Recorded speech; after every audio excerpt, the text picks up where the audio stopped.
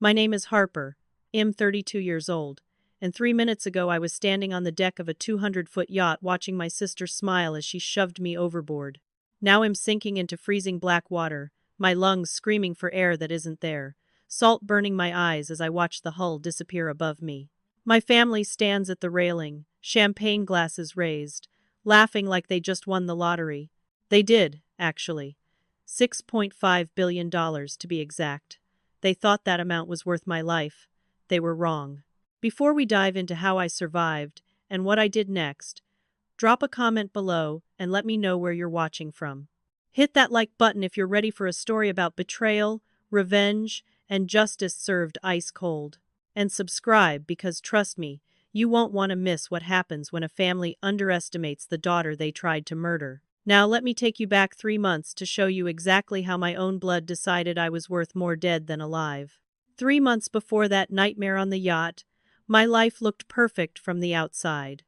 I was CEO of Ashford Technologies, a fintech empire my father built from nothing over 30 years. The company was valued at $6.5 billion, and I had spent the last 2 years since Dad's retirement transforming it from a traditional financial services firm into a cutting-edge, AI-driven platform that was changing how millions of people invested their money.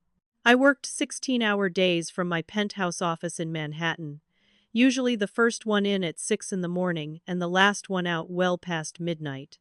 My assistant used to joke that I had the building to myself more often than the cleaning crew. My father, Warren Ashford, had married my stepmother Claudine 15 years earlier, when I was just 17 and still mourning my mother's death. My mother died giving birth to my younger brother, or at least that's what had been told my entire life. Claudine brought 2 children from her previous marriage. My stepbrother Griffin, who was 2 years older than me, and my stepsister Sutton, 3 years younger. The Ashford estate in the Hamptons became their primary residence, a sprawling property with ocean views, and enough rooms that you could go days without seeing another family member if you wanted to. I rarely stayed there, preferring my penthouse 2 hours away where I could focus on work without the underlying tension that always seemed to permeate family gatherings. The dynamic in our family was complicated in ways I didn't fully understand until it was almost too late. On the surface, we were the picture of a successful blended family. We attended charity galas together, smiled for society pages, and maintained the illusion of unity that wealthy families are expected to project. But beneath that facade, I always felt like an outsider looking in. Claudine had a way of making comments that cut just deep enough to sting without being overtly cruel. She would mention how my management style was too conservative, how I lacked vision, how the company needed younger and more innovative thinking. At family dinners, Sutton would accidentally spill wine on my dress or make jokes about how I was married to my work because no man could stand someone so boring. Griffin rarely spoke directly to me at all, communicating mostly through terse emails about board matters and avoiding eye contact during meetings. I told myself it didn't matter because I had the company, and that was enough. The employees respected me. Our quarterly earnings were consistently breaking records, and industry publications regularly featured me on their covers as one of the top female CEOs under 40. But there was a hollow space inside me that no amount of professional success could fill. I wanted my family to love me, to see me as more than just the daughter from Dad's first marriage, to include me in their private jokes and weekend plans. That longing made me blind to what was happening right in front of me. The first real warning sign came 3 months before the yacht trip. Dad called me into his study at the Hamptons house during one of my rare weekend visits. He was sitting behind his massive oak desk, the same one where Head taught me about compound interest and market cycles when I was 10 years old. He looked older than I remembered, his hair completely white now, his hands shaking slightly as he poured himself a scotch even though it was barely noon. He told me he wanted to do a family bonding trip on his new yacht, a vessel Head purchased 6 months earlier and named the Claudine. The irony wasn't lost on me. He said we needed to celebrate my success as CEO and bring everyone closer together.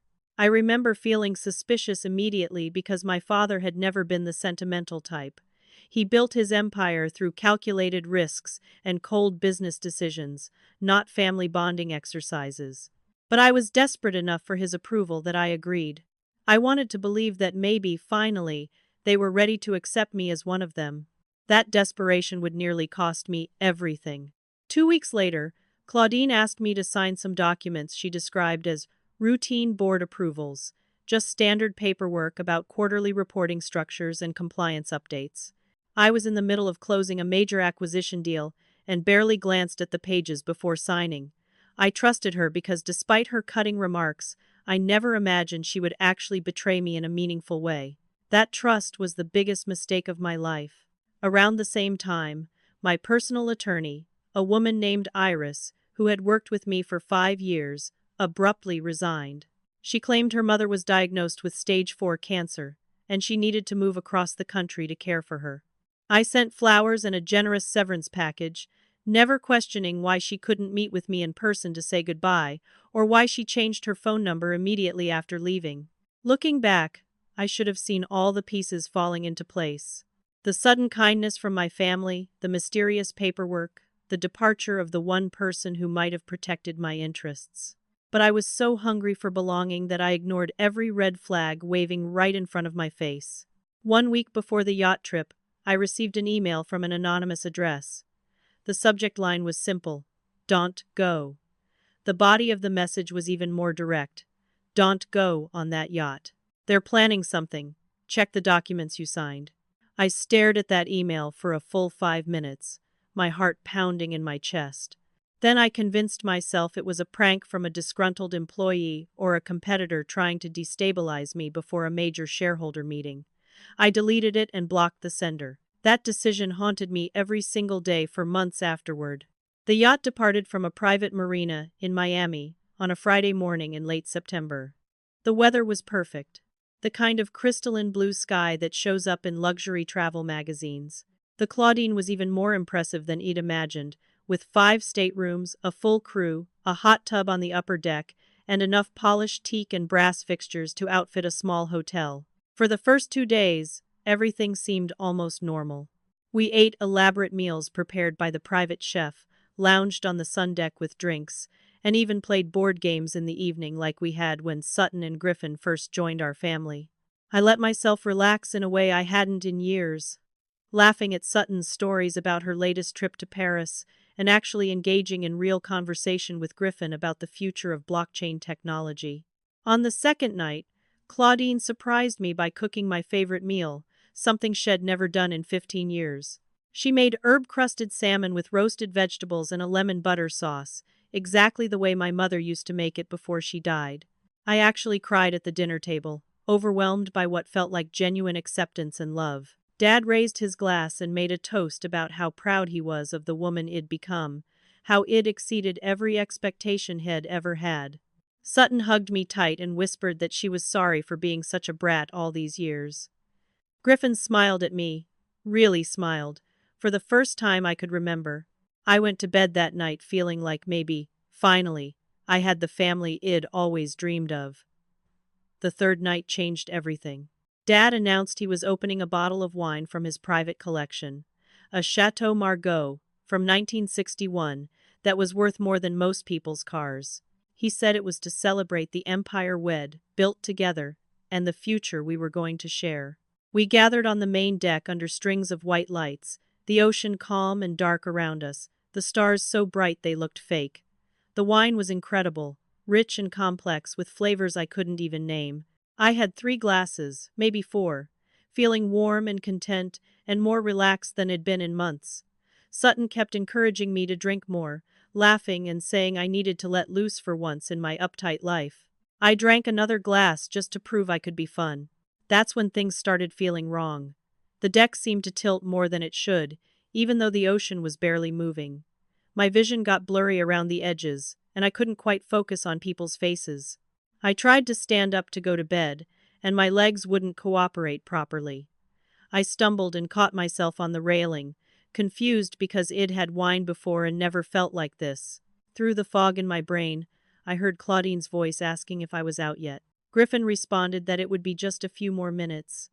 I wanted to ask what they meant, but my tongue felt thick and useless in my mouth. I tried to turn around and saw Claudine going through my purse. She pulled out my phone and my laptop, the biometric security already bypassed somehow. Griffin was holding a stack of papers, and I recognized my signature at the bottom of each page, even though I couldn't remember signing them. My brain started screaming that something was very, very wrong, but my body wouldn't respond to the panic flooding my system. I tried to call out, but the sound died in my throat. Dad appeared in my line of sight, and for just a second I thought he would help me, that this was all some kind of misunderstanding. Instead, he bent down and lifted me up like I weighed nothing, carrying me toward the railing of the yacht. The night air hit my face and cleared my head just enough to understand what was happening. My family stood in a semicircle behind Dad, all of them watching with expressions that ranged from anticipation to cold satisfaction.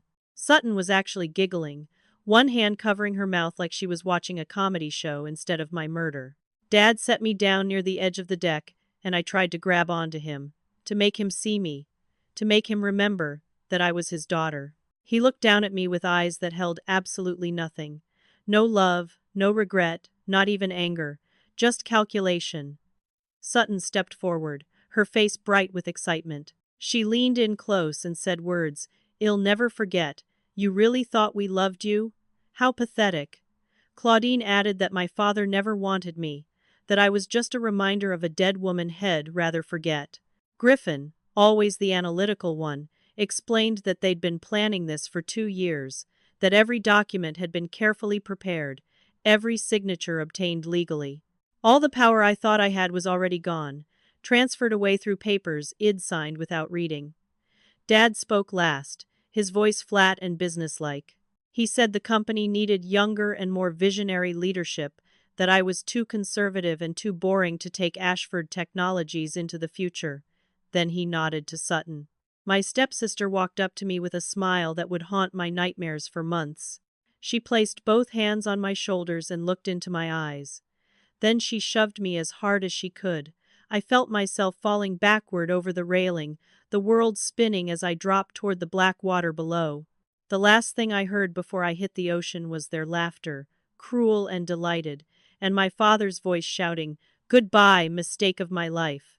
The water was shockingly cold, like being plunged into ice. I went under immediately, the weight of my clothes and the lingering effects of whatever they'd drugged me with pulling me down. I tried to swim, but my arms and legs wouldn't coordinate properly. I sank deeper, watching the lights of the yacht get smaller and smaller above me. My lungs burned as I fought the urge to breathe, knowing that once I did it would all be over. The pressure built in my chest until it felt like my ribs would crack. Darkness crowded the edges of my vision. I thought about my mother and wondered if I'd see her soon. Then I stopped thinking about anything at all as the last of my air ran out and the ocean pulled me down into its depths. I don't remember the actual moment I should have died. There's just darkness and cold and a strange, peaceful feeling, like falling asleep after being awake too long. Then suddenly there were hands grabbing my shirt, yanking me upward with shocking force. My body broke the surface and I tried to breathe, but only water came in, choking me, filling my lungs. Someone was shouting at me, but I couldn't understand the words. I felt myself being hauled over the side of something, my ribs scraping against rough wood. Then I was on my back on a hard surface and there was pressure on my chest, rhythmic and painful, pushing down again and again. My body convulsed and I turned on my side, vomiting up what felt like gallons of seawater. The coughing hurt so badly I thought my lungs might tear apart. A man's voice kept telling me to breathe, in and out. "Stay with me, you're okay now." It took a full 10 minutes before I could actually follow those instructions, before the coughing subsided enough for me to drag in a real breath. When my vision finally cleared, I found myself lying on the deck of a small fishing boat, wrapped in a scratchy wool blanket, staring up at a man I'd never seen before in my life. He was probably in his mid-40s with graying hair and the weathered skin of someone who spent a lot of time outdoors. His eyes were kind but also sad in a way that made me think he'd seen too much of the worst parts of humanity. He introduced himself as Marcus Webb, former private investigator and current guardian angel apparently. I tried to ask how he'd found me, but my throat was too raw to speak properly. He held up a hand and told me to rest, that explanations could wait until I wasn't in shock anymore. He wrapped the blanket tighter around my shoulders and handed me a bottle of water, watching carefully to make sure I could swallow without choking. As my body slowly recovered from nearly drowning, Marcus started talking. He told me he'd been hired by my family 6 months earlier to investigate my financial activities. At first, he thought it was standard wealthy family paranoia, parents wanting to make sure their CEO daughter wasn't embezzling or making risky investments. He conducted a thorough investigation and found absolutely nothing suspicious, which he reported back to Claudine. But instead of being relieved, she asked him to keep digging, to find something they could use. That's when he realized the real purpose of the investigation wasn't to protect the company, but to build a case for removing me from it. Marcus explained that as he dug deeper into what my family was actually planning, he uncovered an entire conspiracy. Claudine and her children had spent 2 years carefully constructing a legal framework to strip me of my position and my inheritance. They'd created false financial documents, established offshore accounts to hide money they were siphoning from the company, and forged board resolutions that appeared to have my approval. They'd bought off key members of the leadership team and planted people loyal to them in crucial positions. The plan was sophisticated and nearly foolproof, designed to make it look like I was either incompetent or corrupt, justifying my removal as CEO. When Marcus realized the investigation wasn't about protecting the company but about destroying me, he tried to back out. That's when Claudine showed him photographs of his 12-year-old daughter getting off the school bus, walking into her dance class, sitting in the park near their house. The message was clear. Stay quiet or something terrible would happen to the person he loved most. Marcus went home that night and didn't sleep, torn between his conscience and his terror. Had been a cop before becoming a private investigator, and had seen what people with money and power could do to anyone who got in their way. But he also couldn't live with himself if he let them kill someone. So Marcus made a choice. He started secretly documenting everything, copying files, recording conversations, building a case that could potentially bring them down. He tried to warn me, sending that anonymous email 2 weeks before the yacht trip. When I didn't respond, he knew I was either going to ignore the warning or delete it without reading, which meant he needed to take more direct action. He bought a cheap fishing boat and spent the last week tracking the yacht's route, staying just far enough away that he wouldn't be noticed, but close enough that he could intervene if they tried something violent. Had expected them to stage an accident while the yacht was docked, or maybe poison me slowly, but he hadn't anticipated they'd just push me overboard in the middle of the ocean. Marcus said he'd been watching through binoculars when I went over the railing. He immediately started the boat's engine and raced toward the spot where it'd hit the water, praying he wouldn't be too late. He'd worked as a lifeguard in college and still remembered the rescue training, which was the only reason I was alive. Even so, it had been close. By the time he pulled me up, it'd been underwater for nearly 2 minutes. Another 30 seconds, and there would have been permanent brain damage. Another minute and it'd have been gone completely. When I finally found my voice, I asked him why he hadn't just gone to the police with everything he'd found. Marcus gave me a sad smile and explained that what my family had done was technically legal in most respects. The documents I'd signed actually did transfer authority, even though I'd been deceived about their contents. The drug they'd given me would be out of my system within 24 hours, leaving no trace. My death would look like a tragic accident, a CEO who'd been drinking and fell overboard during a family vacation. There were no witnesses except him, and his testimony would be dismissed as the ravings of a disgraced former cop with a vendetta against wealthy clients who'd fired him. But Marcus wasn't empty-handed. He pulled out a waterproof USB drive from his pocket and handed it to me. Inside, he said, was everything I needed. Recordings of family meetings where they discussed the plan. Copies of the forged documents alongside the originals showing the alterations. Bank records proving the embezzlement. Video footage of Sutton buying the sedative from a black market pharmacy. Detailed timelines showing how every piece of the conspiracy fit together. It was enough to prove what they'd done, if I was smart about how I used it. But it wasn't enough to go to the police immediately because it'd need time to build an airtight case that couldn't be explained away by expensive lawyers. I sat there on that fishing boat, wrapped in a blanket that smelled like diesel and salt, holding a USB drive that represented the last 2 years of my life being systematically dismantled by the people who were supposed to love me. I should have been crying or screaming or falling apart. Instead, I felt something cold and hard settling in my chest, something that felt a lot like determination mixed with fury. Marcus asked me what I wanted to do, whether I wanted to go to the authorities or disappear or just walk away from everything. I looked at him and told him exactly what I was going to do. I was going to make them pay for every lie, every betrayal, every moment they'd spent plotting my death. I was going to take back everything they'd stolen, and I was going to make sure they felt every bit of pain they'd tried to inflict on me. Marcus nodded slowly, and for the first time since pulling me out of the ocean, he smiled. "Then, let's get started," he said. The first week after my near-death experience was spent in a tiny apartment Marcus kept in Brooklyn for exactly these kinds of situations. It was a safe house Head used during his investigative days, registered under a false name, paid for in cash, completely off the grid. I spent 3 days doing nothing but recovering physically, sleeping 14 hours at a time, and eating soup because my throat was still raw from the seawater. Marcus brought me clothes that fit reasonably well, and a burner phone with no connection to my old life. He also brought me a laptop with military-grade encryption, and told me not to access any of my old accounts or email addresses, because my family would certainly be monitoring all of them. On the 4th day, I finally felt strong enough to look through everything on the USB drive. What I found was worse than I'd imagined. The conspiracy hadn't started 2 years ago, like Marcus initially thought. It had actually begun 3 years earlier, right after my father announced his retirement and his intention to name me as his successor. I found emails between Claudine and her children discussing how unfair it was that I would inherit control of a company that helped build, never mind that they'd done absolutely nothing except attend board meetings and collect dividend checks. They talked about me like I was an obstacle to be removed, a problem to be solved, never once acknowledging that I was a person with feelings and rights and a life that mattered. The forged documents were sophisticated enough that they'd fooled me completely.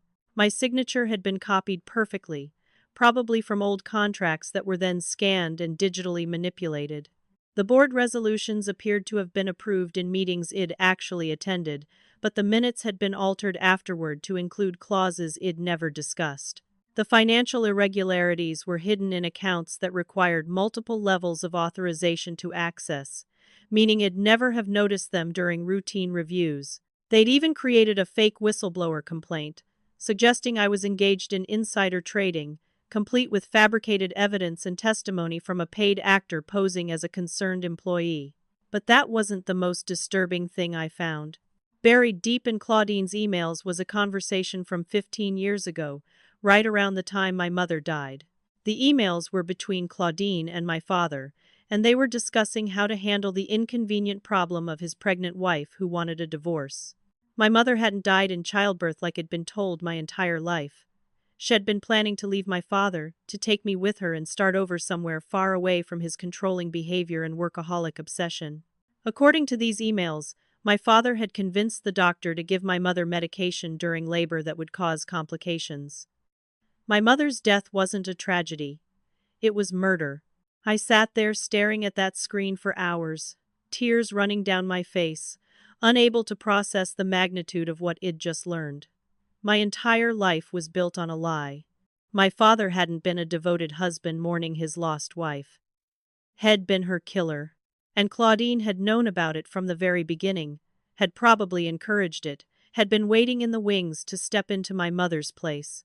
The grief I'd carried for 32 years, the guilt I'd felt about being the baby my mother died delivering, all of it was based on a fiction designed to keep me under control and grateful for the family I had left. Marcus found me sitting in the dark at 3 a.m, still staring at those emails. He didn't say anything, just made coffee, and sat next to me until the sun came up. When I could finally speak, I told him I'd changed my mind about what I wanted. I didn't just want to take back the company and clear my name. I wanted to destroy them so completely that they'd never recover. I wanted them to lose everything they cared about, and I wanted them to know it was me who'd taken it. Marcus asked if I was sure, because once we started down that path, there would be no going back. I told him I'd never been more certain of anything in my life. We spent the next 2 weeks building a team of people who had their own reasons to want my family brought down. First was a brilliant hacker named Kelsey, who was only 25 but had skills that would make most government agencies jealous. She'd been falsely accused of corporate espionage 2 years earlier, in a case that had actually been orchestrated by Claudine to eliminate a business rival. Kelsey had gone to prison for 6 months before the truth came out, but by then her reputation was ruined and she couldn't get work anywhere legitimate. When I approached her with evidence that my family had framed her and an offer to clear her name completely, she didn't even hesitate before agreeing to help. Kelsey's first task was to penetrate my family's digital lives and gather additional evidence. Within a week, Shed accessed Claudine's personal email accounts and found exchanges with a high-powered lawyer named Julian Becker, who was also her lover. The emails made it clear that Claudine was planning to divorce my father as soon as Shed secured her share of the company assets, then run off with Julian and live like royalty on money Shed helped steal. Shed accessed Griffin's financial records and discovered Head embezzled nearly $8 million over 3 years to support a gambling addiction nobody knew about. Shed found Sutton's medical files showing a history of psychological problems, including antisocial personality disorder and a sealed juvenile record documenting an assault on a former boyfriend that had been quietly paid off. Marcus brought in more allies who had their own grudges against my family. My former attorney Iris agreed to come back after Marcus convinced her the threats against her family would end once we took down the people making them. 3 members of the board of directors who'd been loyal to me, but were forced into silence by blackmail, agreed to testify once they had legal protection. An investigative journalist named Preston Hood tried to expose some of Ashford Technology's more questionable practices, and been hit with a massive lawsuit that nearly bankrupted him, jumped at the chance to write the story of how the Providning company's leadership had conspired to commit murder. A forensic accountant named Ramona volunteered her services after learning that her pension fund had been one of the victims of Griffin's embezzlement scheme. By the end of the 3rd week, I had a team of 8 people working around the clock to build a case that couldn't be denied or explained away. We had recorded conversations, financial documents, medical records, testimony from eyewitnesses to various crimes, and a timeline that showed exactly how every piece of the conspiracy fit together. We had proof of the sedative purchase, tracking data showing Marcus' boat in the area where I'd been pushed overboard, and statements from 4 commercial fishermen who'd been working nearby and had seen someone go over the railing of a large yacht. We had everything we needed to send my family to prison for the rest of their lives. But I didn't want to just send them to prison.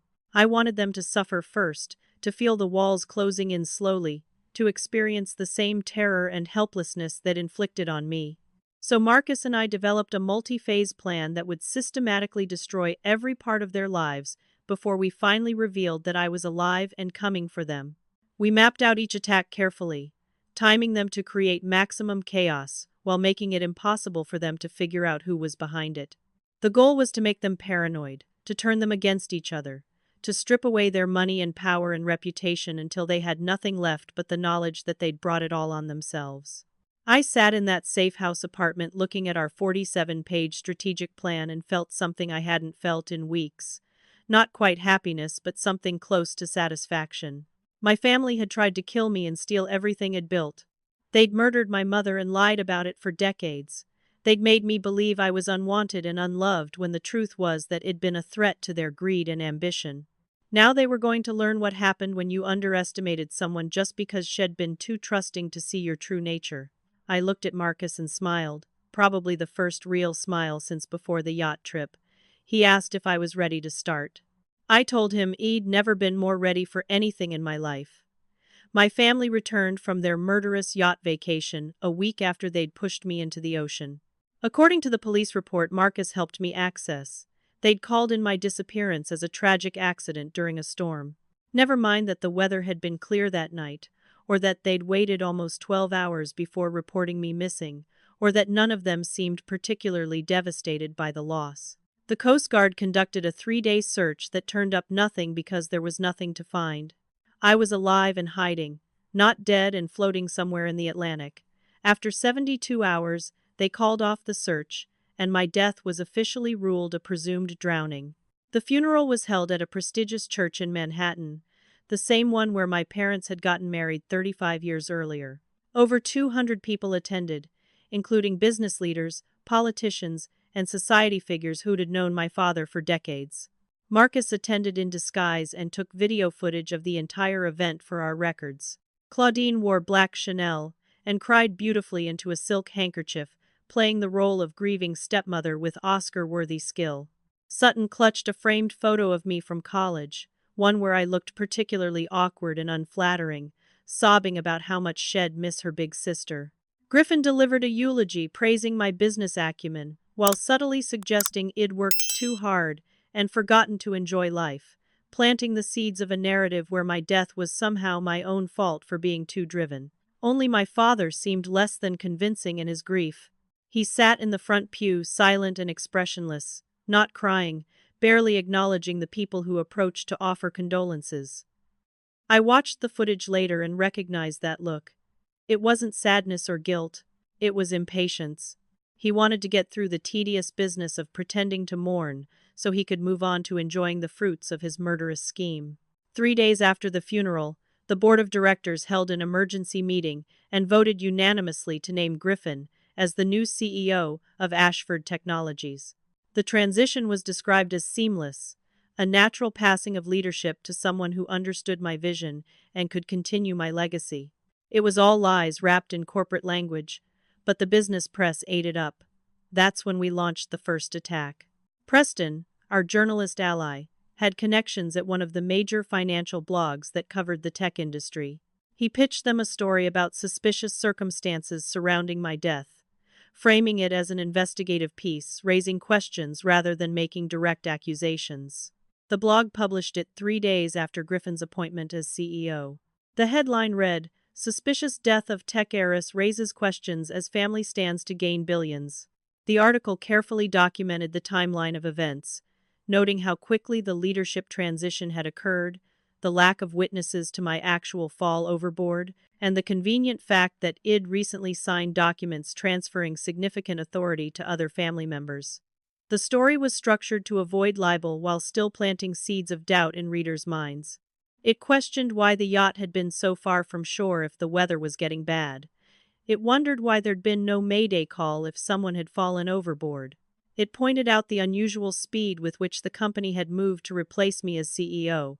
It included quotes from anonymous board members expressing concern about the lack of proper investigation. It even featured a sidebar about other suspicious deaths in wealthy families where the survivors had inherited fortunes. The article never directly accused anyone of anything, but it didn't have to. The implications were clear enough. The response was immediate and explosive. The story went viral within 6 hours, shared across social media platforms, and picked up by major news outlets.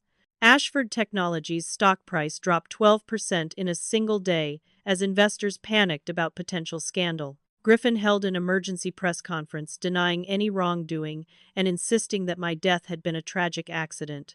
But his nervousness was obvious, his answers defensive, his body language all wrong. He made things worse by getting angry with a reporter who asked pointed questions about the timeline, snapping that people should respect his family's grief instead of spreading conspiracy theories. Behind the scenes, the family was in full panic mode.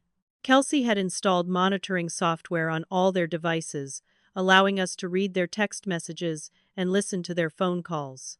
Claudine called an emergency family meeting where she screamed at everyone about finding the leak and shutting down the story. Griffin blamed the company's PR team for not getting ahead of the narrative. Sutton suggested hiring a crisis management firm, which they did immediately at a cost of $2 million.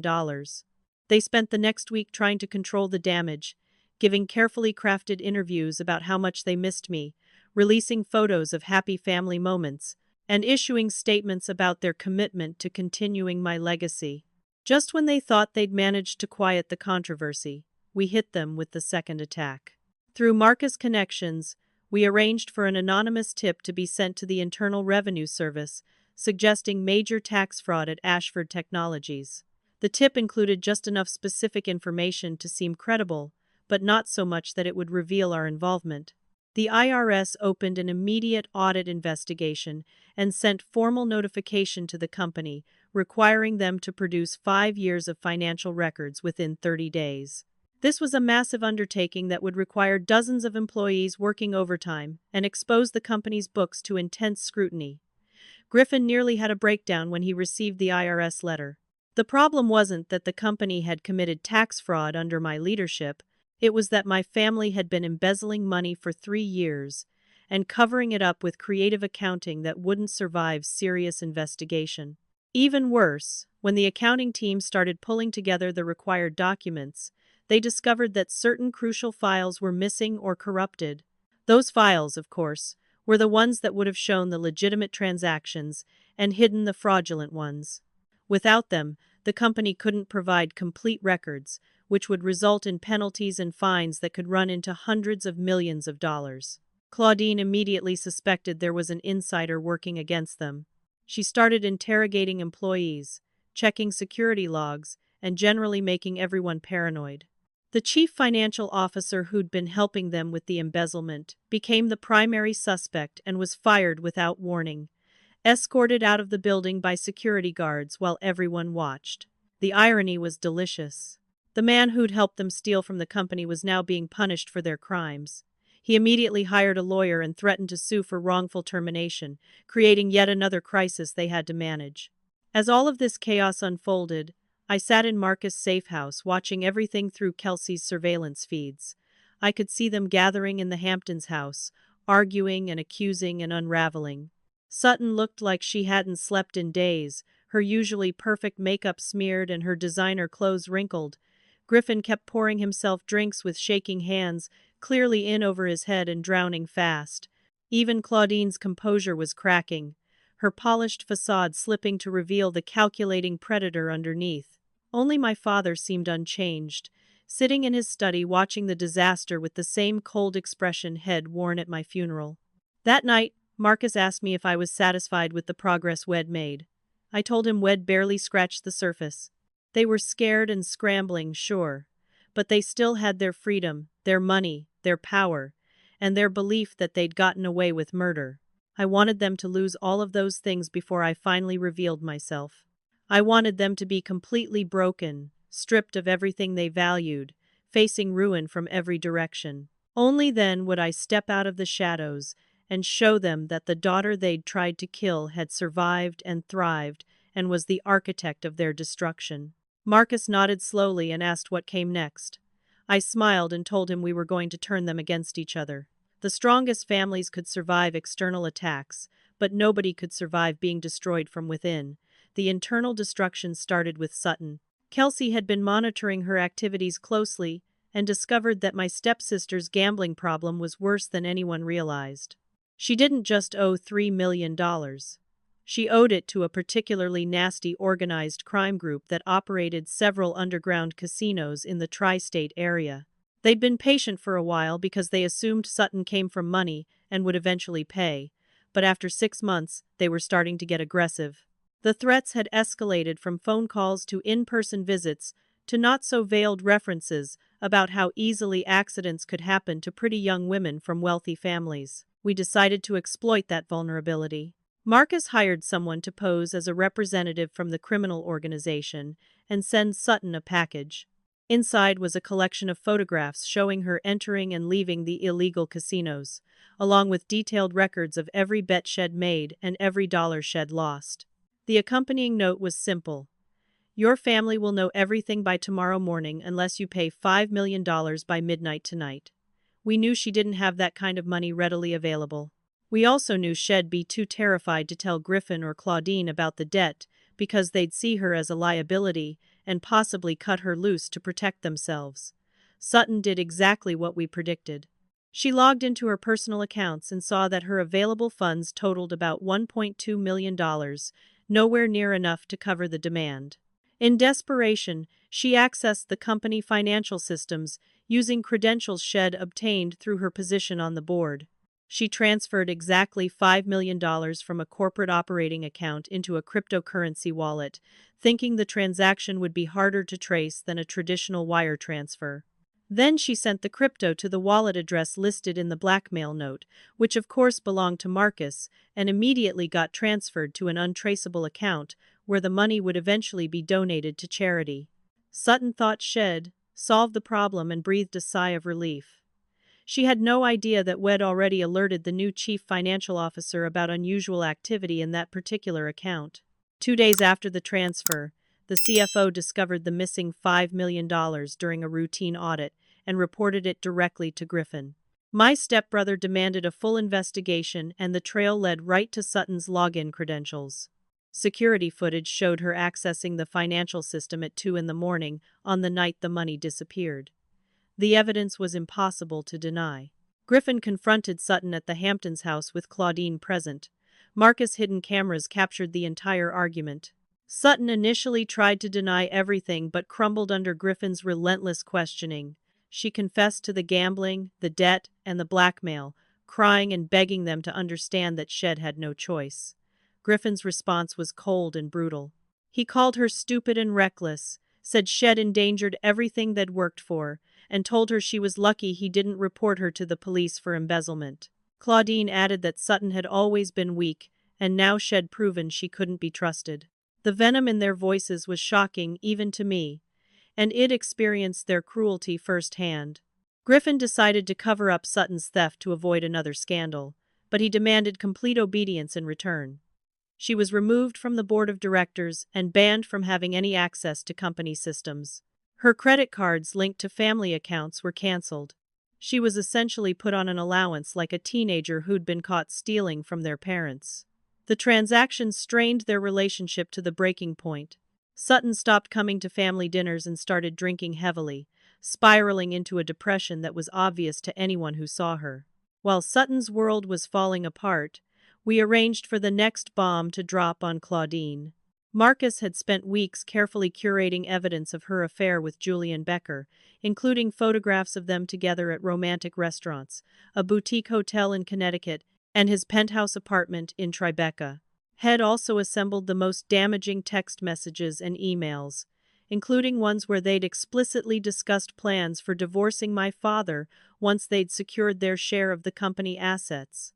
The messages were cold-blooded and calculating, treating my father like nothing more than a bank account to be raided before moving on to the next phase of their lives. We packaged everything into an elegant envelope and had it delivered to my father's study by private courier. The timing was perfect.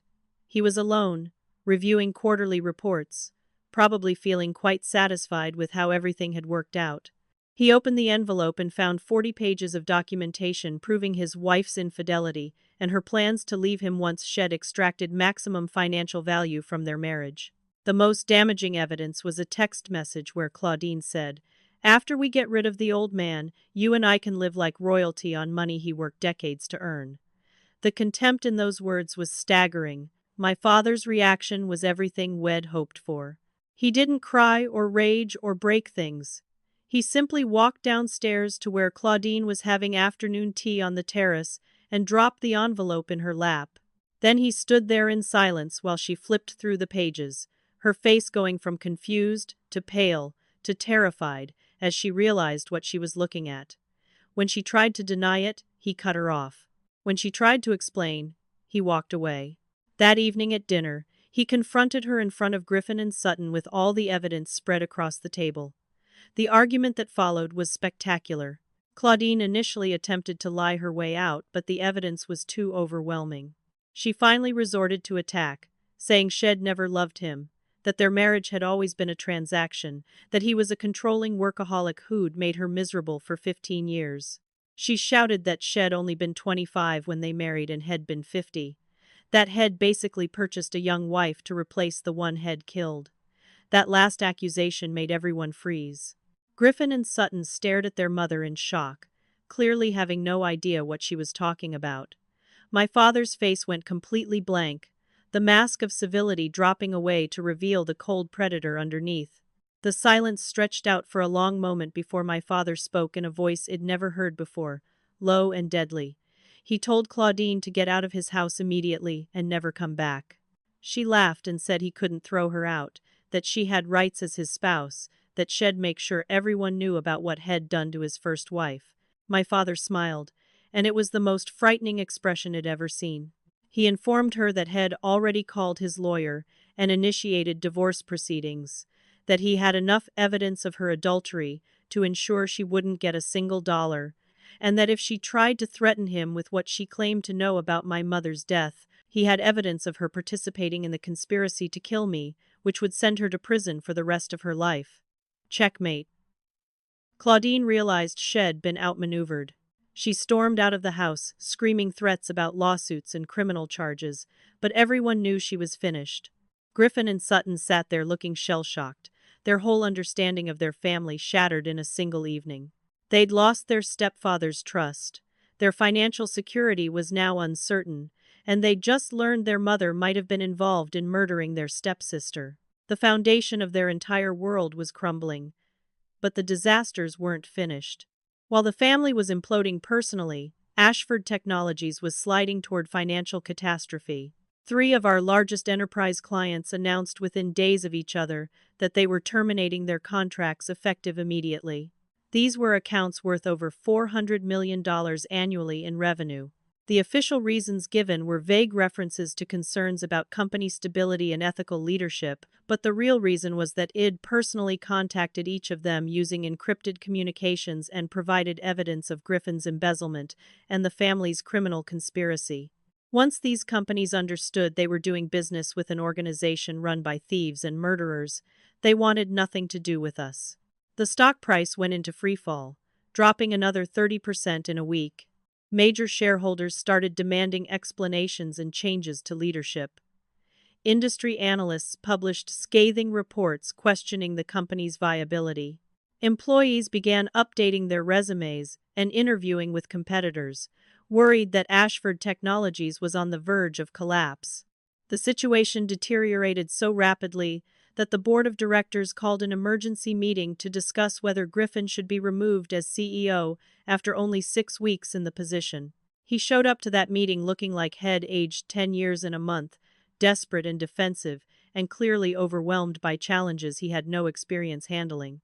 During that board meeting, one of the directors suggested that they try to locate my backup files and strategic plans, thinking perhaps I'd left behind solutions to problems the current leadership couldn't solve. Griffin's face went white, because he knew exactly what would happen if anyone found my real files. They'd discover the truth about how had been installed, the documents that had been forged, the evidence of systematic embezzlement. He refused the suggestion forcefully, claiming that my files were proprietary and privileged. But his reaction only made the board more suspicious and more determined to find out what he was hiding. The walls were closing in from every direction, and there was absolutely nothing any of them could do to stop it. I sat in Brooklyn watching their empire burn and felt no sympathy whatsoever. They'd tried to kill me for money and power. Now they were learning that stolen gains never lasted. 1 month after my supposed death, my attorney Iris sent a formal letter to the board of directors of Ashford Technologies. The letter was delivered by special courier at 9 in the morning on a Tuesday, timed to arrive right before the weekly board meeting. The envelope was thick and official-looking, stamped with Iris law firm letterhead. Inside was a 3-page document that began with 4 words that would change everything. My client is alive. The letter explained that I had survived the attempt on my life and had spent the past month gathering evidence of the conspiracy against me. It included a detailed summary of the crimes committed by my family, from the forged documents to the attempted murder, from the embezzlement to the cover-up. It referenced video footage, audio recordings, bank records, and testimony from multiple witnesses. It demanded an emergency board meeting within 48 hours to address the fraudulent transfer of power and the criminal activities of the current leadership. And it made clear that if the board refused to act, all evidence would be released to law enforcement, the Securities and Exchange Commission, and the media simultaneously. The news spread through the company like wildfire. Within 30 minutes, every major business publication had the story. Tech Harris presumed dead actually alive and accusing family of murder became the top trending topic across all social media platforms. Cable news channels interrupted regular programming to report the stunning development. Ashford Technologies' stock price, which had already been battered, went into complete chaos as trading was halted pending clarification of the situation. The business world had never seen anything like it. Griffin received the letter while sitting in his office trying to prepare for a presentation to investors. According to Kelsey's surveillance, he read it 3 times before his hands started shaking so badly he dropped the pages. He immediately called his lawyer, who informed him that if even half of what the letter claimed was true, he was looking at decades in federal prison. Sutton was at a spa trying to recover from her latest breakdown when someone showed her the news on their phone. She fainted. Claudine, who was staying at a hotel while the divorce proceedings played out, threw a crystal vase at her television when she saw the headlines. My father's reaction was the most interesting. He was in his study when his assistant brought him the news. He simply sat back in his leather chair, steepled his fingers, and stared out the window at the ocean for a long time. Then he picked up his phone and called his lawyer to discuss his options. There was no panic, no emotion, just cold calculation. Head built an empire through ruthless business decisions, and he would face its collapse the same way. I almost respected him for that, except for the minor detail that Head murdered my mother and tried to kill me too. The emergency board meeting was scheduled for Thursday morning at 10. The location was the executive conference room on the 40th floor of Ashford Technologies headquarters in downtown Manhattan. Security was tight because the media circus outside was intense, with dozens of cameras and reporters crowding the lobby and spilling onto the sidewalk. Every major news outlet wanted to be there when I made my first public appearance after returning from the dead. The drama was irresistible. A story that combined wealth, power, family betrayal, and attempted murder in ways that seemed almost too theatrical to be real. At exactly 9:55, I walked through the main doors of the building I'd once run. I was wearing a black Armani suit that I'd purchased specifically for this moment, my hair pulled back in a sleek bun, dark sunglasses hiding my eyes. Marcus walked beside me, along with Iris, and 2 private security guards, Wed hired for protection. The crowd of reporters surged forward, shouting questions and snapping photographs, but we pushed through without stopping. I didn't owe them answers yet. First, I needed to face the people who'd tried to kill me. The elevator ride to the 40th floor felt both endless and too short. My heart was pounding, but my hands were steady. I'd spent weeks preparing for this moment, rehearsing what I would say and how I would present the evidence.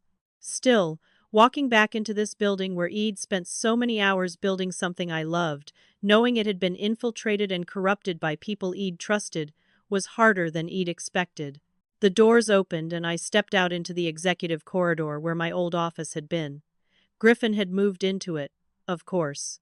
I wondered if Head bothered to change anything, or if he just sat at my desk pretending Head earned the right to be there. The conference room was packed. All 15 board members were present, along with lawyers, the interim CFO, and the head of human resources. And sitting at the far end of the table, looking like defendants at a trial, were my father, Griffin, Sutton, and Claudine. Seeing them in person for the first time since they'd pushed me off that yacht made my breath catch in my throat. Sutton saw me first and let out a strangled scream, stumbling backward and nearly falling out of her chair. Griffin just stared with his mouth hanging open like he was seeing a ghost. Claudine's face drained of all color. My father met my eyes with that same cold, evaluating expression, showing nothing. I removed my sunglasses slowly and looked directly at each of them. "Disappointed?" I asked, my voice carrying clearly across the silent room. "Did you really think the ocean would do your dirty work for you?" Griffin found his voice first, stammering that this wasn't possible, that I'd drowned, that they'd seen me go over the railing. I walked to the head of the conference table, the position I'd occupied as CEO, and set down my briefcase. "You saw me go over the railing because you pushed me," I said calmly. "And I survived because someone was watching. Someone who documented everything." I opened my laptop and connected it to the conference room's projection system. The wall-mounted screen came to life, and I started playing the evidence Wed compiled. First was the video footage from Marcus' boat showing the yacht in the distance and the unmistakable image of someone being pushed overboard. The timestamp and GPS coordinates were clearly visible. Then came the audio recordings of family meetings where they'd planned my removal, their voices discussing strategy and timing and how to make it look like an accident. The board members leaned forward, listening to Griffin say they needed to eliminate me before I discovered the embezzlement. listening to Claudine discuss the fake documents they'd prepared, listening to Sutton ask if they were really going to kill me, and my father responding that it was necessary. Next came the financial records showing 3 years of systematic theft from company accounts. Kelsey had organized them beautifully, color-coded spreadsheets that made the pattern impossible to deny. Money flowing out of legitimate business accounts and into shell corporations, then into personal accounts controlled by my family. The amounts were staggering, nearly $50 million over 3 years. Griffin had been particularly greedy, stealing almost $8 million for his gambling debts and risky personal investments that had all failed. Then came the forged documents, side-by-side comparisons of the originals and the altered versions, showing how signatures had been copied, dates changed, and entire clauses inserted without authorization. Iris provided expert testimony that these documents would never hold up in court, that they represented clear cases of fraud and forgery. The board members were taking notes frantically, their faces growing increasingly grim as they realized the magnitude of the deception that had been perpetrated. Finally, I played the video from the night they'd drugged me and thrown me overboard. This footage was from a commercial fishing vessel that had been about 300 yards away, far enough that they hadn't noticed it in the dark but close enough that its cameras had captured the incident. You could clearly see me being carried to the railing, see the family gathered around, see Sutton push me over the side. You could see them standing there watching for several minutes afterward, making no attempt to rescue me or call for help. It was damning beyond any possibility of excuse. When the presentation ended, the conference room was completely silent. Several board members looked sick. Others were angry, their faces flushed as they stared at my family with unconcealed disgust. The lawyers were furiously writing notes, already calculating the legal exposure. And my family just sat there, trapped and exposed, with nowhere left to run. That's when the conference room doors opened and 6 FBI agents walked in. I'd coordinated the timing perfectly with the federal prosecutor who'd been reviewing the evidence for the past week. The lead agent announced they had warrants for the arrest of Warren Ashford, Claudine Ashford, Griffin Ashford, and Sutton Ashford on charges including attempted murder, conspiracy to commit murder, wire fraud, embezzlement, and obstruction of justice. Sutton started crying hysterically. Griffin looked like he might vomit. Claudine began shouting that this was a setup, that I'd fabricated everything, that they were innocent. But the agents weren't interested in hearing defenses. They were just there to execute the warrants. As the agents moved forward with handcuffs, Sutton turned to me with tears streaming down her face. "I'm your sister," she screamed. "How can you do this to me?" I looked at her for a long moment, remembering every cruel word, every casual betrayal, every moment of exclusion and mockery it endured. "You stopped being my sister the moment you pushed me off that yacht," I said quietly. "You made a choice. Now you get to live with the consequences." They were led out in handcuffs, a perp walk past dozens of cameras that would be replayed on news channels for weeks. Griffin tried to hide his face. Sutton was sobbing so hard she could barely walk. Claudine held her head high, defiant to the end. My father walked calmly, his expression never changing, looking almost bored by the entire proceeding. As he passed me, he stopped for just a second. "You were always smarter than I gave you credit for," he said. I didn't respond. There was nothing left to say to the man who'd killed my mother and tried to kill me too. After they were gone, the board convened for an emergency vote. It took less than 10 minutes for them to unanimously restore me to my position as CEO and to authorize a complete restructuring of company leadership. They apologized profusely for not seeing through the conspiracy, though several pointed out that the deception had been sophisticated enough to fool people far more experienced than them. I accepted their apologies graciously, knowing that I'd need their support to rebuild what my family had nearly destroyed. As I sat in that conference room watching the board members file out, each one stopping to shake my hand and welcome me back, I felt something I hadn't experienced in months. Not quite happiness, but something close to peace. I'd survived attempted murder, built a case against my attackers from nothing, and reclaimed everything they'd tried to steal. The little girl who'd always felt unwanted and unloved by her family had grown into a woman powerful enough to bring them to justice. My father was right about one thing. I was smarter than anyone had given me credit for. And I'd proven it by turning their perfect murder into their complete destruction. The trial began 3 months later in federal court in Manhattan.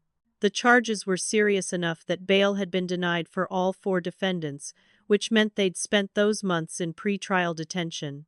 The experience had been particularly hard on Sutton and Griffin, who'd never spent a day in jail before, and were completely unprepared for the reality of life behind bars.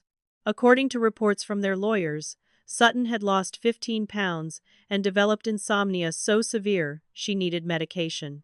Griffin had been in 2 fights with other inmates and spent most of his time in protective segregation for his own safety. Even Claudine's polished facade had cracked, her designer wardrobe replaced with orange jumpsuits and her perfectly maintained hair showing gray roots. The prosecution's case was overwhelming. They had video evidence of the attempted murder, audio recordings of the conspiracy being planned, financial records proving embezzlement, and testimony from multiple witnesses including Marcus, Kelsey, Iris, and 4 commercial fishermen who'd seen me go overboard. The defense attorneys tried their best to poke holes in the evidence, suggesting that the recordings might have been edited or taken out of context, that the financial irregularities could be explained as accounting errors, that the video footage was too grainy to definitively show what had happened. But none of their arguments held up under scrutiny.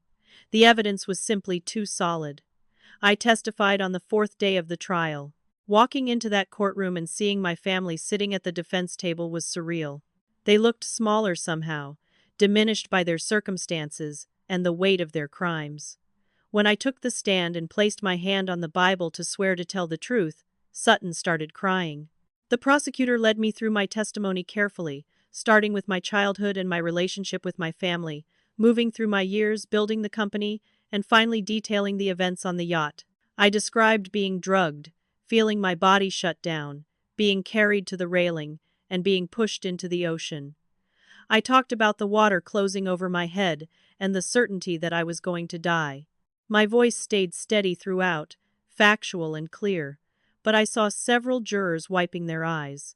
The defense attorneys tried to shake my testimony during cross-examination, suggesting I might have misinterpreted what happened, that perhaps I'd been drunk rather than drugged, that maybe I'd fallen rather than being pushed. But I'd prepared for their tactics with Iris for weeks. I remained calm and consistent, pointing out that toxicology reports had confirmed the presence of sedatives in my system, that 4 independent witnesses had seen me being pushed, and that my family's own recorded conversations proved they'd planned the whole thing. By the time I stepped down from the witness stand, even the defense attorneys looked defeated. The most dramatic moment came when the prosecution called their surprise witness. The former chief financial officer, the man who'd been helping my family embezzle money and had been fired as a scapegoat, had decided to flip. Wed approached him weeks earlier through Iris, offering full immunity in exchange for his testimony about the financial crimes and the conspiracy. Had been facing his own criminal charges for his participation, so cooperation was his only path to avoiding prison. He took the stand and methodically detailed how the embezzlement scheme had worked, who had directed him to make specific transfers, and how the forged documents had been used to cover their tracks. His testimony filled in gaps in the financial case, and made it impossible for the jury to believe this had all been innocent mistakes or misunderstandings. The jury deliberated for just under 2 hours before returning guilty verdicts on all counts for all 4 defendants. The courtroom erupted in whispers and gasps. Sutton collapsed, having to be supported by her attorney. Griffin dropped his head into his hands. Claudine sat rigid and expressionless, her jaw clenched so tight I thought her teeth might crack. My father showed no reaction at all, just the same cold mask head worn throughout the entire trial. The judge set sentencing for 4 weeks later and remanded them all to custody. When sentencing day arrived, the courtroom was even more packed than during the trial. The judge delivered sentences that reflected the severity of the crimes. My father received 25 years for being the mastermind behind the conspiracy to commit murder. Claudine got 20 years for conspiracy and fraud. Griffin received 18 years for embezzlement, fraud, and conspiracy to commit murder. Sutton, despite being the one who'd actually pushed me, received 15 years because she'd been deemed less central to the overall conspiracy, and her defense had successfully argued that she'd been influenced by older family members. All of them would serve their time in federal prisons, their assets seized to pay restitution. But I wasn't satisfied with just seeing them convicted and imprisoned. I wanted them to understand that their losses went far beyond their freedom. Over the months following their conviction, I systematically dismantled every part of the lives they'd tried to build on my corpse. For my father, I purchased the Hamptons estate at the federal asset auction. The property had been so proud of, where Head raised his replacement family after murdering my mother, became mine. I immediately announced plans to convert it into a charitable foundation supporting children who'd lost parents to domestic violence. I named the foundation after my mother, using her maiden name so there would be no association with the Ashford name she'd been trying to escape when my father killed her. I made sure photographs of the grand opening ceremony were sent to my father's prison cell so he could see what had become of his legacy. For Claudine, I went after her lover, Julian Becker. I hired investigators who uncovered that Julian had been deeply involved in structuring the legal documents used in the conspiracy. Had known exactly what Claudine and her children were planning, and had helped them create a framework that appeared legitimate. We turned all that evidence over to the State Bar Association, which opened an ethics investigation. Within 3 months, Julian was disbarred and facing his own criminal charges as an accessory to fraud. Claudine lost both her freedom and the man she'd planned to run away with. I made sure she knew it was me who'd destroyed him. For Griffin, I took a different approach. His ex-girlfriend, the one Head assaulted years earlier, had stayed silent because the family had paid her off and threatened her if she spoke publicly. I reached out through intermediaries and offered her support if she wanted to pursue a civil case, now that Griffin was convicted and had no power to retaliate. She decided to come forward, and her lawsuit detailed years of psychological and physical abuse that Griffin had inflicted. The case was settled for $2 million, money taken from what little of Griffin's personal assets hadn't been seized by the government. More importantly, the publicity destroyed any remaining shred of his reputation. Had gone from wealthy CEO to convicted felon to exposed domestic abuser. There was nothing left of the image Head spent his life cultivating. For Sutton, the revenge was more psychological. I'd paid off her $3 million gambling debt to the crime organization that had been threatening her, but I didn't do it as an act of mercy. I did it with explicit instructions that they were to send her monthly messages in prison reminding her that her sister had saved her life even after she'd tried to end mine, that she owed me a debt that could never be repaid, that she would spend the rest of her life knowing she'd betrayed the one person who'd ultimately shown her more compassion than she deserved. Those messages haunted her, according to the prison counselor reports that somehow found their way to my desk. 6 months after sentencing, I made a decision to visit all 4 of them in prison. It wasn't something I needed to do for closure, I'd already found that. But I wanted them to see me one last time as I was now. Successful, healthy, thriving, and completely beyond their reach. I scheduled the visits for the same day, moving from one facility to another with Marcus as my escort. My father was being held in a medium-security federal prison in Pennsylvania. When they brought him into the visiting room, I was shocked by how much Head aged. His hair had gone completely white, his skin had a grayish tinge, and he moved slowly like every step hurt. Prison was destroying him in ways the trial never could. We sat across from each other with a scratched plastic barrier between us and talked through phones attached to the wall. He studied my face for a long moment before speaking. "I underestimated you," he said. "That was my mistake." I nodded. "Your mistake was thinking I was disposable, that my life mattered less than your greed. You could have had everything you wanted and a daughter who loved you. Instead, you chose this." He looked away. "I'm sorry," he said quietly. I stood up to leave. "Too late," I replied. Claudine was in a women's facility in New Jersey. She still had that defiant fire in her eyes when she sat down across from me, refusing to show weakness even here. "You destroyed my life," she said immediately. I laughed. I couldn't help it. "I destroyed your life? You conspired to murder me. You stole from the company I built. You spent 15 years treating me like I was less than human. And you think you're the victim here. She leaned forward. You were always going to fail eventually. You weren't strong enough to run that company. We did you a favor. I shook my head. The company's revenue has increased 30% since I retook control. But you'll never know what it becomes because you'll be in here for the next 2 decades. I hope it was worth it. Griffin was being held in a facility in upstate New York. He looked terrible, thin and jumpy, with a healing black eye from his last altercation. Unlike my father and Claudine, he didn't try to maintain any dignity. He broke down crying the moment he saw me. Please, he begged. Please help me. Get me out of here. I can't survive this. I'll do anything. I felt nothing watching him beg. No pity, no satisfaction. Just a kind of neutral acknowledgement that this was the natural consequence of his choices. You had a choice on that yacht, I said. You could have stopped them. You could have refused to participate. You could have been a decent human being.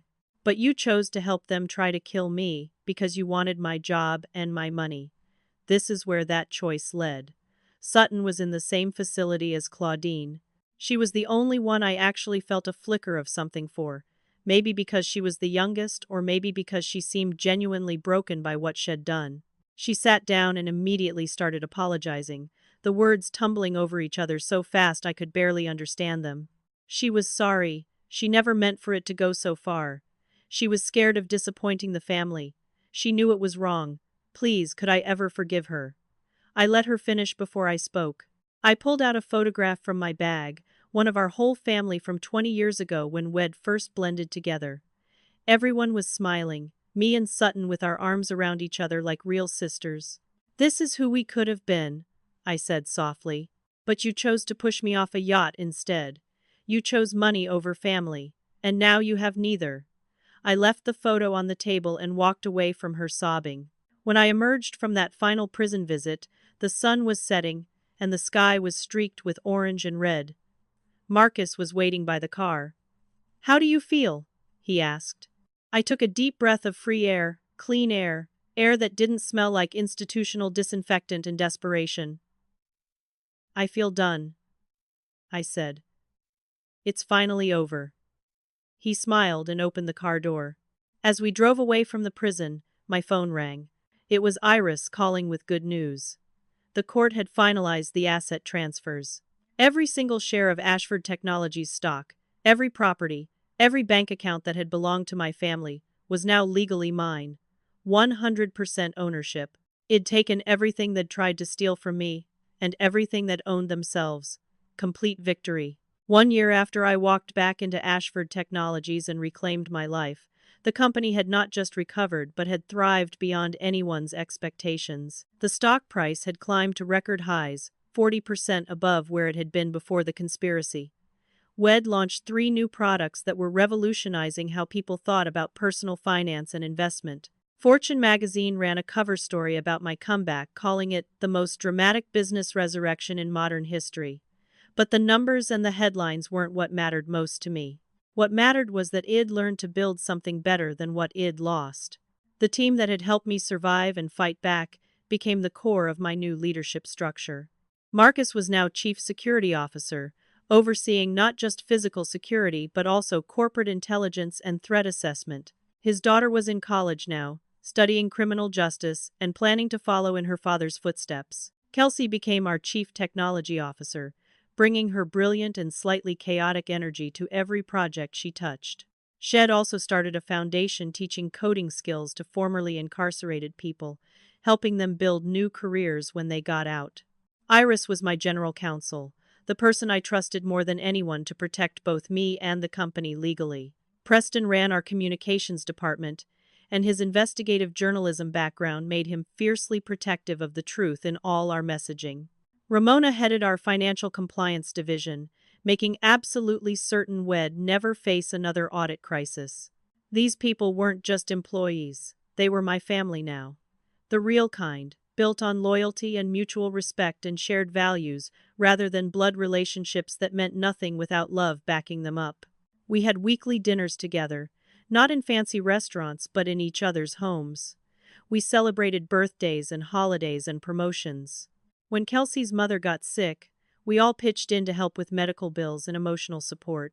When Preston's book about corporate corruption got published, we threw him a party with 100 people who genuinely cared about his success. This was what family was supposed to be, and it was better than anything I'd had before. But I still struggled with the trauma of what had happened. For months after the trial, I had nightmares about drowning, about sinking into dark water and feeling my lungs burn while my family laughed above me. I'd wake up gasping, convinced I was still in the ocean, still dying. Eventually, Marcus convinced me to see a therapist who specialized in trauma recovery. Dr. Chen was patient and skilled, helping me understand that healing wasn't about forgetting what happened, but about learning to carry it without letting it control me.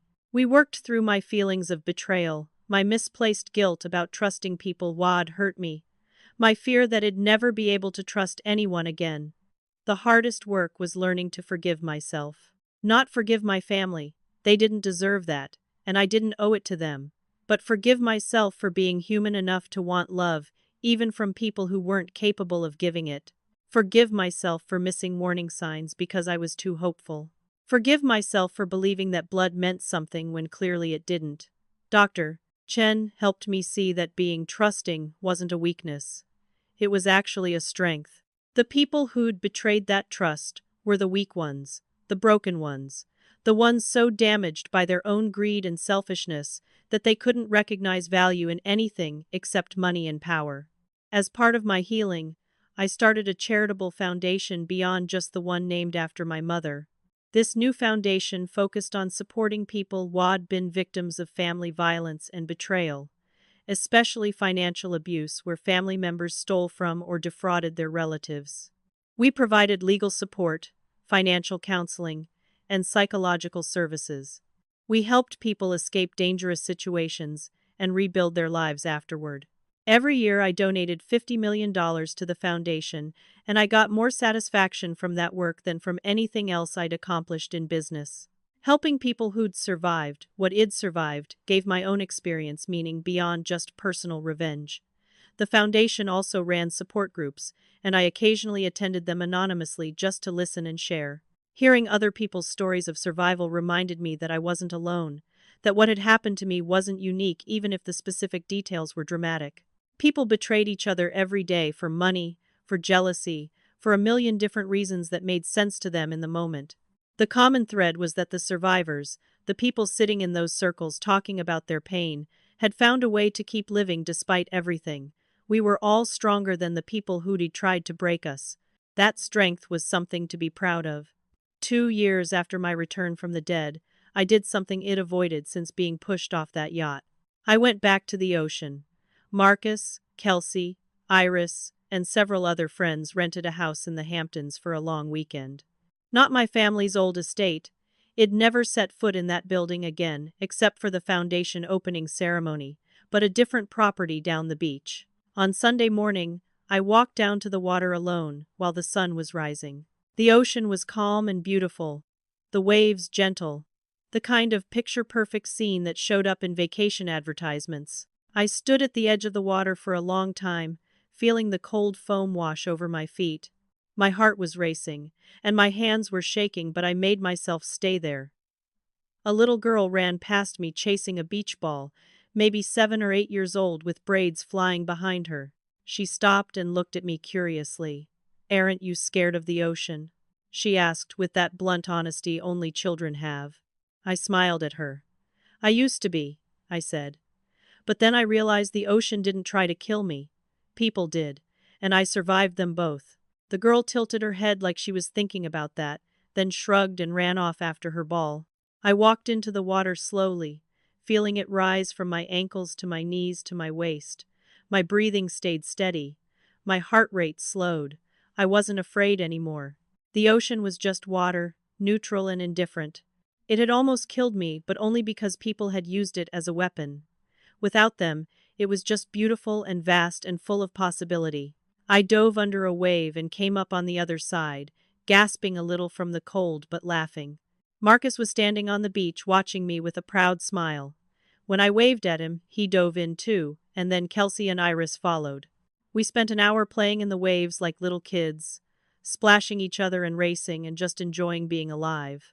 That afternoon, sitting on the deck of the rental house, with everyone eating lunch and arguing good-naturedly about which movie to watch that night, I had a moment of absolute clarity. My family had tried to take everything from me. They'd murdered my mother, lied to me for decades, stolen my company, and attempted to kill me when I became inconvenient. They'd put me through hell and forced me to fight for my survival in ways I'd never imagined I'd have to. But in the end, they'd given me something too. They'd shown me what real family looked like by being such a perfect example of what it shouldn't be. They'd taught me that strength wasn't about blood or money or power. It was about choosing to get back up every single time life knocked you down. They'd tried to break me, and instead they'd forged me into someone stronger than I'd ever been before. I thought about them sometimes. My father and Claudine and Griffin and Sutton sitting in their prison cells serving their sentences. I wondered if they understood yet what they'd lost, if they'd figured out that the $6.5 billion they'd tried to steal would have been meaningless compared to having genuine relationships and peace of mind. Probably not. People like them rarely learned those lessons.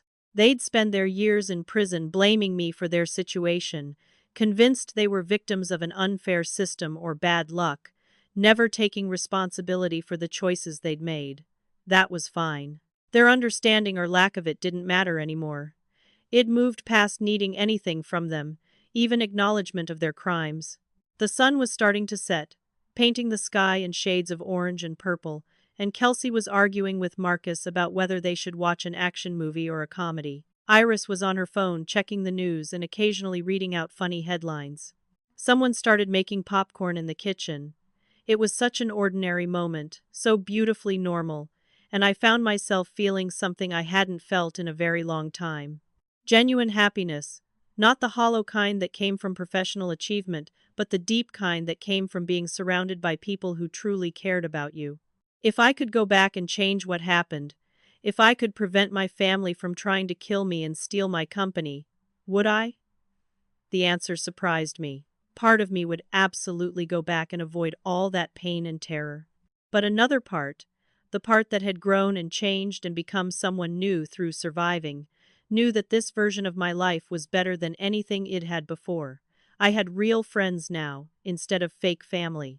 I understood my own strength. I knew what mattered and what didn't. I'd learned that being knocked down wasn't failure, staying down was.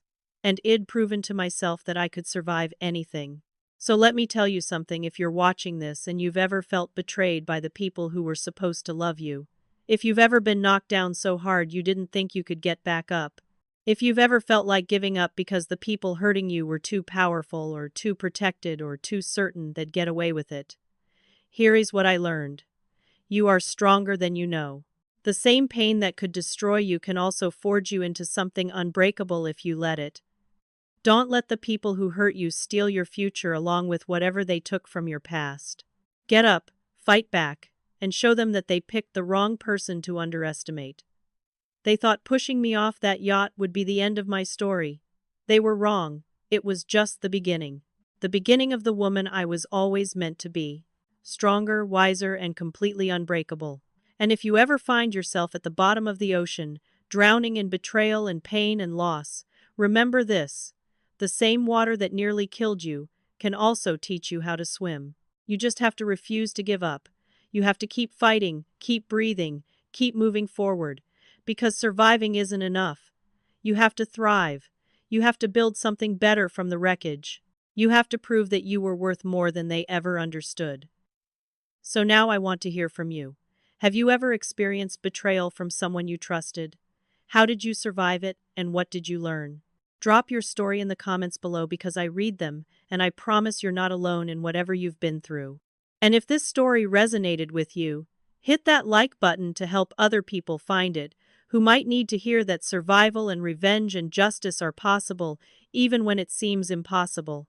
Subscribe to this channel because I share more stories about overcoming betrayal and fighting back against people who think they're untouchable.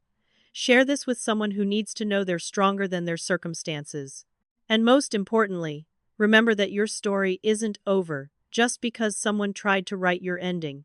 You get to decide how your story continues. Make it amazing. Thank you for watching, and I hope whatever you're facing today, you find the strength to keep swimming. You've got this.